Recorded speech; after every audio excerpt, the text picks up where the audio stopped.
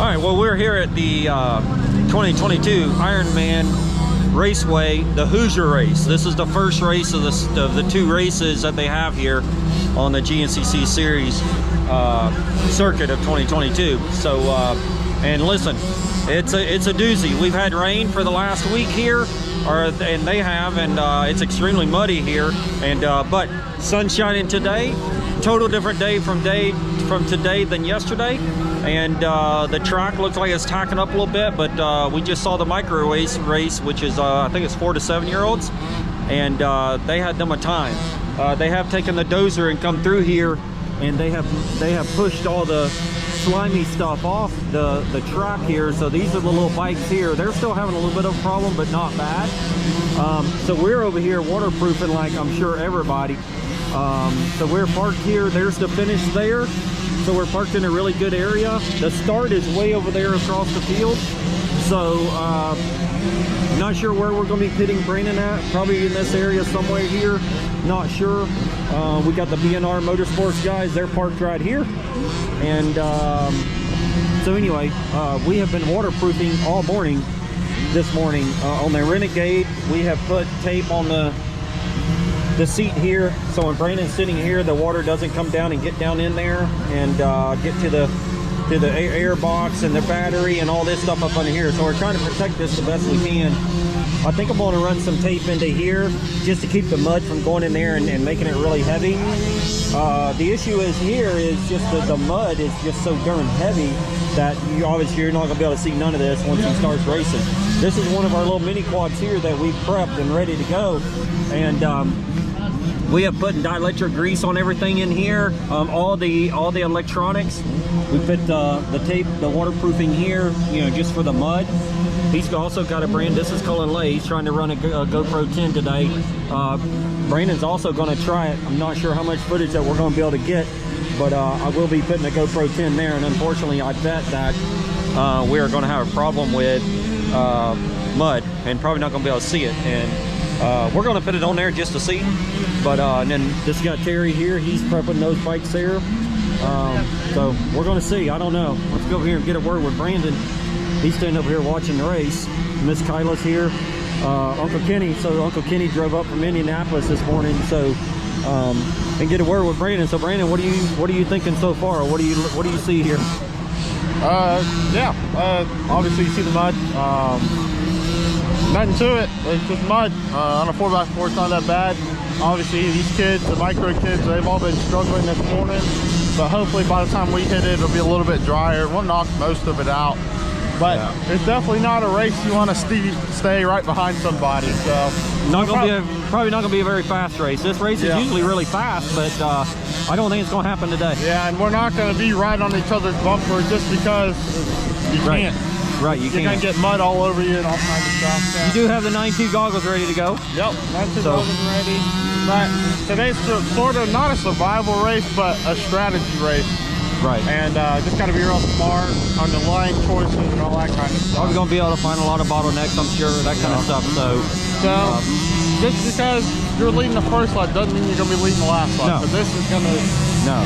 The lead can change a lot very quick here. Yes. Yeah.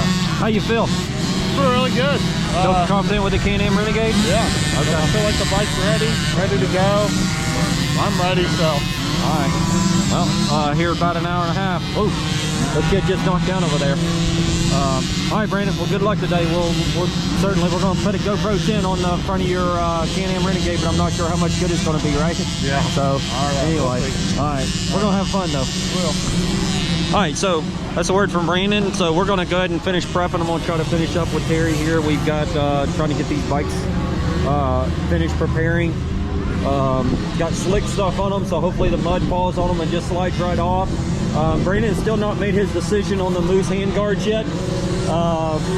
We've got these on there. This is dirty from where we put a tarp over the quad, but we've not decided whether he's going to run these or whether he's going to run the style that sort of like Robbie's got over here on his Renegade, where you stick your hands in and it covers your whole hand.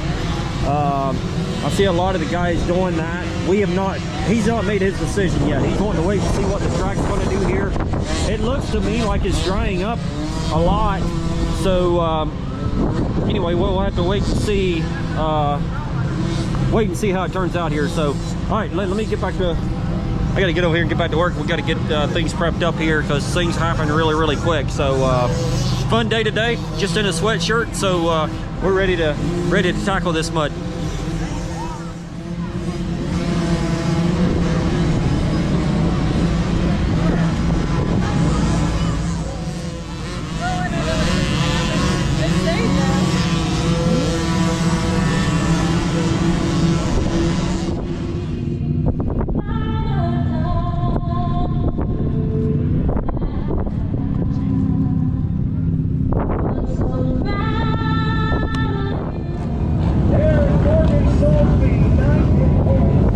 So we're sitting up here, got the national anthem out of the way, and Brandon's here. They got a couple more of the pro women to call. Brandon will be the first quad that they call out of the pro 4x4s here to take his starting spot. Look here, it rained most of the week here, but it is really tacked up really good here, and kind of impressive, to be honest with you. So looks like the fields are going to be pretty dry. Not sure about the woods, but it appears that the not going to be as bad as what we thought, we hoped. So all right, so here we go. We're going to be calling Brandon here in a second.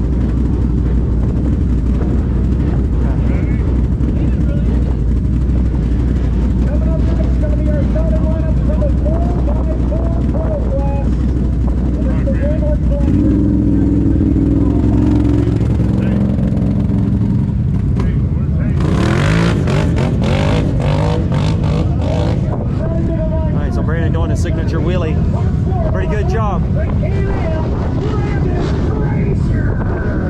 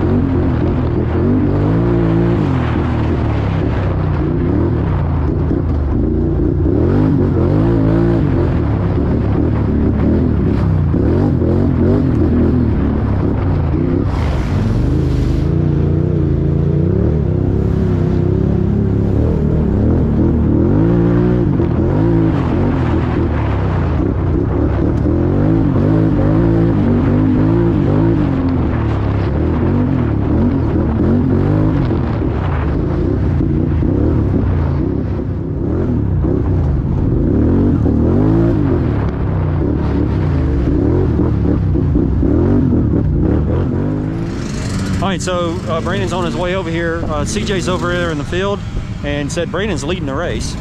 That was over in the field over there. So we're going over here to the pit area where we told Brandon we was going to sit at. We've got rags, and then we've also got goggles to hand him. And I'm not sure that he'll stop, but they should be here within minutes here. He's got Cody Collier second, is what he said. Yeah. Come on, Brandon!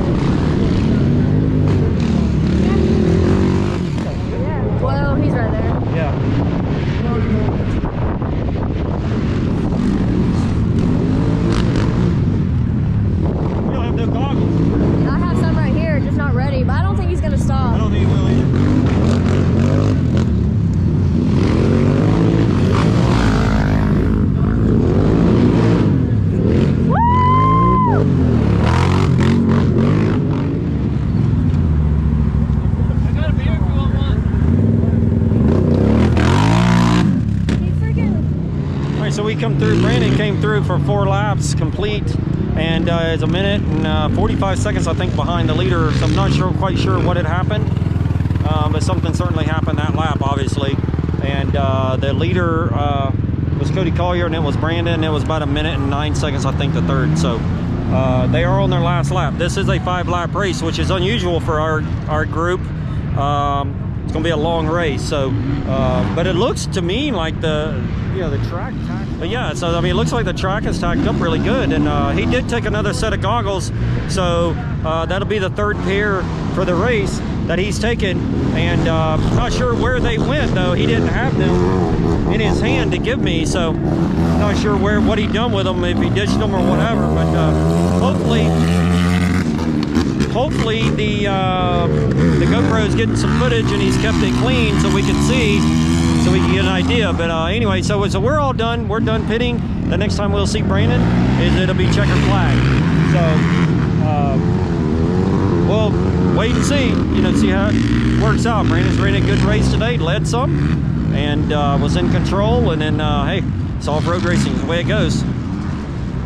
We're sitting up here waiting on Brandon to come through now. The leader's already been in for a long time. Here comes Hayden Nicholson. So this is Hayden Nicholson in second right here. So no Brandon yet. I've got a phone call. Let's see what's happening. Yep, here's Brandon. Hey, buddy. All right, guys. So for us, typical Indiana for us, Brandon's out of fuel, and I don't know, about a mile from the finish, half mile from the finish. He's up there on top of the hill there. Terry went over there to take him fuel, and just so he can get back here. But our race is over. I think we'll probably finish 6th or 7th, probably something like that. So don't know what happened. We even stopped him for fuel. We don't know. Kind of confusing, to be honest with you. It was a long race, but still we did stop him and fuel him, you know, beginning of lap 3. So don't know, but anyway, we're waiting on Brandon to get back here. We're gonna get everything loaded up here, and we're gonna head back to Florida. So try to give you guys a race report afterwards. Brandon may not want to speak, but we'll try to get you a race report so we can understand what happened. Well, Brandon, we've made it back to Florida after the Indiana race, the Hoosier race, and that place has just not been good to us for some reason. We don't know why. Run good there, just don't know why it's not been good to us, huh? Yeah, it hasn't been good at all, honestly. Obviously, I had a DNF this past weekend, and I haven't been on the podium there since 2014. So I was just getting ready to say 2014 was the last time that you were on the podium. You won the overall, but obviously you were on a Cobra 90, so that's been some time ago. Went last year a couple times, finished 4th the first race, which is the Hoosier, and barely missed a podium. And then we went back at the Ironman last year and almost won the darn thing. You and Collier had a really good heated battle going, and last lap, and hit a tree almost identically in the place where it took us out again this race. So let me catch the viewers up a little bit. So I was videotaping there and waiting on you to come up through there. We were going to probably finish 2nd, barring that Collier didn't have any problems. He had a pretty good lead there going into the end there, but you did lead some laps. If I remember right, it seemed like it was 1 and 3 or either 2 and 4. I can't remember exactly. I think he led 2 laps there. Yeah, led the first lap and the 3rd lap. The 1st and 3rd lap, yeah. And then something happened there. Obviously there was carnage, like you told me, but something happened there on the 4th lap. It was a 5-lap race, which was kind of weird. You guys ended up, I think, would have ran 2 hours and 5-10 minutes, something like that. I can't remember what it was that Collier did, but anyway, it was way over the limit. So you did end up doing an extra lap, which made it 5, but we did pitch you on lap 2 because we sort of had a hunch that's what was going to happen. The other reason is you pointed and you wanted goggles. Yep. And how about that pit stop? I think it was under like 9 seconds. Yeah, pit stop was perfect. Yeah, so we had a very flawless pit stop thanks to the scientists at Gncc. James, he built us that little gas thing and made our lives a lot easier. So, but anyway, something ended up happening. I'll let you explain the race, but and then I'll try to explain what we think might have happened to this Can-Am Renegade. But you can start from the front, and didn't get a very good start. Nope. Yeah. So first lap, didn't get a very good start. The key switch, I accidentally left it off when I went to turn the bike off. Initially, when we parked them, I turned the bike off and never hit the on-off switch. Yeah, so Brandon did not. He never turned that back on. So that was first mistake. Yeah, I was dead last. There's only 7 of us this weekend, so I was dead last going into the 2nd corner. I passed, I believe Drew was in there somewhere. So I think I wound up getting like 6 going into the woods, and put my head down sorta, and just. I knew it was going to be muddy the first lap, going to be slick. A lot of mistakes could have been made, and I was mistake-free, and I think a lot of other people had little issues and made little mistakes that first lap, and I actually came out leading the first lap. So I went from pretty much 7th to 1st on the first lap, and felt really good. The bike was handling really well. Wasn't a big fan of the racetrack itself. Just didn't feel like I could really get a good flow there. I just wasn't having that great of, I mean, it was just like a really rough Ironman, if you ask me. And so I went to the 2nd lap. I think Cody, a lot of stuff happened during this race. I think Cody got around me. I was running behind Cody for a while, and then got caught up with the lapper, and just unfortunate, hit a tree. I hit the rear end of him, and then Hayden got around me. So then I moved back to 3rd on the 2nd lap. And Hayden had some bike, I'm not sure what happened to Hayden. His bike kind of spit and sputtered. He pulled off. I thought he broke down, and then next thing you know, he was still racing. So I didn't know what happened, not sure what error he had or something happened. So that put me back to second. Cody got a pretty good lead after the mistake I made. And Cody was running really good all day. We caught Cody in a pretty nasty bottleneck and caught him, chased him down, and passed him in a field section. Felt good, led a little bit the field section, and then as soon as I got out of the field section, made a wrong line choice. Cody got around me. Then Cody, I stayed on Cody for a while. This was, man, I think it's his third lap, and then I passed Cody back again before we hit to the finish. We had a pit stop that second lap. I forgot to say that. And then there was all kinds of bottlenecks, all kinds of issues. People were getting stuck in like the complete middle of the track just because the ruts just got so deep. And we pushed a couple people out. I mean, there was all kinds of carnage going on. The track was like 15 lanes wide, and you had to choose one that would work out, and one would be 20 seconds slower than the other one. So it just really, you had to be real smart with your line choices and everything. And yeah, it felt really good. Going into the last lap, Cody, he pulled away from us pretty good. I had some more unfortunate issues with, I think something's wrong with the power steering, or we had issues with the power steering. That'll probably explain that a little bit more. And going into the last lap, and Hayden caught me that last lap, and we're running good with each other. Probably less than a mile, probably not even a mile to the finish. And the bike lost all power steering, like no power steering at all. Hayden's still behind me. I'm forcing it. It probably did that for about 8 corners, I'd say. And next thing you know, the bike started spitting and sputtering and shut off on me. So I was probably less than a mile from the finish. Hayden got around me, and then obviously everybody else. But bike never did start back up, never did do anything, just didn't want to start. So, well, and that's typical Indiana. I don't know what we're going to do. I guess we can go back at the Ironman and just redeem the side. I have no idea. But that darn place, no idea. You know what I mean? But all right, Brandon, I know you got work to do. Brandon's been working on his golf cart here. He's trying to get this thing ready. Got a customer interested in it, but just wanted to catch you up. So anyway, I'll tell you my perspective. The problem is what we did have the GoPro 10 here, and we did not get very much footage at all. This track, we got there on Friday, and it rained all darn day. It got a little bit nippy and got cold, and we knew the track conditions were going to be absolutely terrible, we thought. And so anyway, we went inside the motorhome, watched some movie, Smokey and the Bandit, and hadn't seen that movie in some time. So we just relaxed in the motorhome on Friday, and then got up Saturday morning, and lo and behold, sun's coming up, and beautiful day, and but still slick and nasty, and that water did not go anywhere. So but anyway, we went ahead and put the GoPro on there because we were going to give it a shot, but as you guys seen, there's not a lot of footage, and I apologize for that. But listen, Brandon's not responsible for that camera, and we want him to concentrate on racing. But anyway, on my perspective, yeah, it looked like Brandon pulled up there and he just didn't go. I'm not sure. There again, he pulled up there to park it, turned the switch off, forgot to turn it back on, and hit the starter button and nothing. Everybody took off. Low turnout this week. I think there's 3 things that caused that. Me personally, I think gas prices is number 1. Second thing, the weather. I think the weather scared some people off. Third thing, it was Mother's Day weekend, and I think those 3 things added up to wasn't a lot of people there, and that was very fortunate for us. We ended up getting lucky. We didn't finish, but we did end up getting lucky, and we'll take luck on our side. Lost some points, but could have been a lot worse, and we'll take that. So we did drop back to second in points, I think we did, and so now I think we're how many points are we behind, Brandon? Do you know? I can't remember. 4. Was it 4 or 7?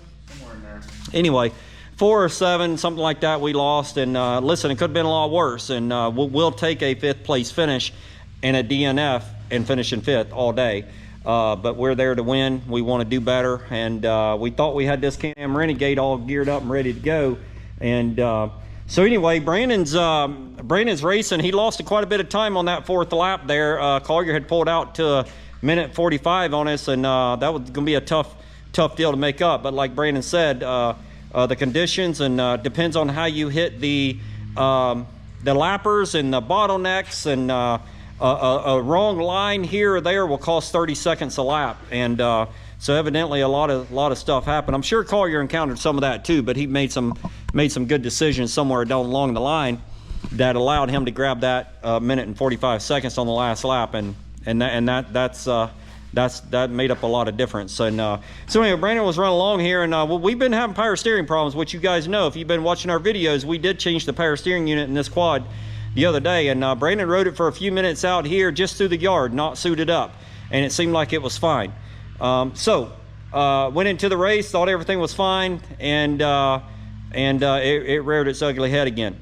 So what's been happening is Brandon has been discovering that the quad will be running along, you'll be driving along, and then racing, and then all of a sudden it'll get stiff on him, like 3 or 4 corners, the power steering, like it goes out, and then it comes back. And so he fought that a little bit toward the end of the race there, and cost him some arm pump. He ended up getting some arm pump, which is very rare on these things, and it was all because of that the power steering unit. If you don't have power steering on these things, bad news. So anyway, going into the last lap there, of course, he had a minute and 45, minute something, 48, something like that deficit. Wasn't going to catch the leader at this point unless he had problems, which he could had. So, but he didn't. Still made some good choices, and then of course Brandon, I think, slowed down a little bit because of the power steering and other things that happened there. So anyway, come up. I guess it was about a mile before the finish, and started having power steering. Power steering went completely out, like he said, and then by that time, the third place rider, which he had, seemed like it was 35 seconds, I think, the last lap. So the third place rider had caught Brandon because of the power steering issues. Brandon was fighting the quad, this, that, and the other. So ended up spitting and sputtering and dying on him. And then, so I'm down there at the finish line waiting on Brandon to come through. Collier had already been through, and he had a massive lead, and then waiting on Brandon. Didn't see Brandon, but I saw Hayden come through. So at that point, I'd figured something had happened. And about that time, my phone rang, and I looked at my phone, and it was an Ohio number. And so I was like, okay. So I sort of got a sense that this might be Brandon, and sure enough, it was. Brandon saw a fan that was standing down there, and called my cell phone and told me that he was out of gas a mile before the finish, right after the FMF banner. So sort of knew about where that was at. That was over there behind the start finish, or the start line over there. So of course I run to the pit area, grabbed gas. Terry Hancock was very gracious. He jumped on an ATV, a mini quad, and ran over there and found Brandon after some time, and put gas in the quad. Gas was not the issue, which was the other thing that was kind of confusing. Whenever he called and said he was out of fuel, I'm like, well, how in the heck is he out of fuel whenever, even though it was a 5-lap race, we did stop and give him 1.5 gallons. And I just thought that was ironic that he had ran out of fuel. So anyway, nevertheless, Brandon thought it was out of fuel. Fuel light was on, this, that, and the other. So ran over there, put fuel in the bike, and click, quad wouldn't start. And anyway, we discovered that what happened is, of course, the battery was dead. And so we had anyway, we got it back to the trailer and figured out that the battery was dead on the quad. And of course, Brandon had already figured this out before he got there, before he got pulled in. So by this time, a couple of the riders in our class didn't do but 2 laps, I think it was. And so that put us finishing 5th, which was when we'll take that, okay? And so anyway, so we're trying to backtrack and trying to figure out what the heck is going on with this thing, with the power steering for one, and now we got a dead battery, okay? So we get it back to the trailer, and I'm gonna back up a little bit. Friday night, and it'll all come full circle here in a minute, full circle. Friday night, we parked next to our friends at B&R. Robert Smith, he come over and put the bud system on the quad, and we just wanted to assure ourselves that the power steering unit was matched to the system and we had no issues, and he centered it back up and set the torque settings and all that stuff on it. One thing he did discover, he said, he said it's showing 16.6 volts at one point. Okay, it had a code in there going to the power steering unit, and he said that's abnormal, that's not usually good. So we didn't think nothing about it at the time. cleared all the codes out, set the power steering or whatever, and we thought we was good to go. Well, now what we're thinking is when we got back to the trailer, battery's dead, power steering unit issues are still there. So it got us to thinking that we may have a voltage regulator issue, and with the bike overcharging. And probably what's happening, we think, is the voltage regulator has went bad, causing the quad to overcharge the battery, which junked the battery, killed the battery, but it also is causing havoc for the power steering unit. That's what we're thinking. Now, going back to the Tiger Run race, which was 2 races ago, Brandon on the start got into a bumper-to-bumper thing there going into the first corner there on the start, and he got hit in the rear end. And let me show you what it did to the voltage regulator. And really didn't think nothing about this, but if you look at this voltage regulator, this is the voltage regulator here. This is what regulates the charge that comes from the stator before it runs to the battery. This thing has been hit really hard right here, and these fins are dented. Now, we don't know that that is what caused that, okay? But we have a hunch that obviously that, you know, we thought it was okay. It's not bent, but just a little bit there. But I'm wondering if when he got hit here, that did it damage this or do something to this voltage regulator? Because ever since that hit, he's been having problems with the power steering unit. Okay, so we sort of got an inkling feeling that it could possibly be that, and especially with the voltage really high, because the voltage regulator is what regulates the charge coming from the stator. So we got home, changed the battery, took the battery out of another quad, put in there. We've ordered a new battery and a regulator, and but anyway, took another battery and the quad started right up and ran, and it's not overcharging. 14.7, something like that, charging.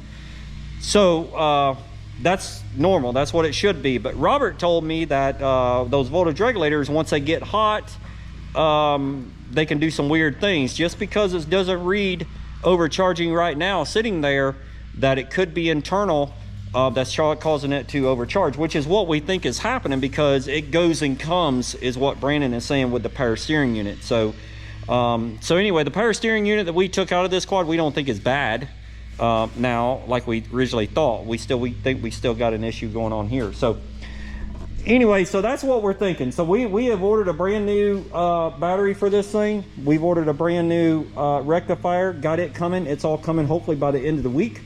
And we're going to take this thing out to the property and run it some. So just to see if we've got that corrected. Mainly the power steering and all that stuff, you know what I mean? The charging and all that. So anyway, so that's sort of our race. I just wanted to get you guys caught up. They don't have a lot of race footage for you, and just because it was so darn muddy, and you know, it's part of it. So we're gonna Brandon has washed it. We've not taken it apart and cleaned it, but he's washed all the mud off of it from that Indiana race.